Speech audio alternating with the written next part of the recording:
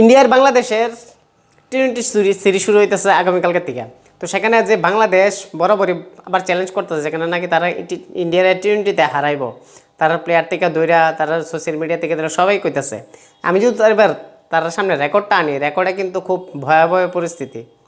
14টা match total খেলা হয়েছে, তার মধ্যে থেকে ভারত 13টা ম্যাচ জিতছে, বাংলাদেশ মাত্র একটা ম্যাচ জিতছে, তাও আবার বাংলাদেশের মাঠে। অর্থাৎ ভারতের মাটিতে ভারতরে বাংলাদেশ আজ পর্যন্ত একটা টি-20 বা একটা ওয়ানডেতে হারাতে পারছে না, ইভেন টেস্টেও না। তো সেই বাংলাদেশ আবার ভারতের আবার উল্টা চ্যালেঞ্জ করতেছে। টেস্টে চ্যালেঞ্জ করছিল, তারা নাকি 2-0 হারাইব, উল্টা হোয়াইট ওয়াশ করে দিচ্ছে এবার টি-20 বাড়ি।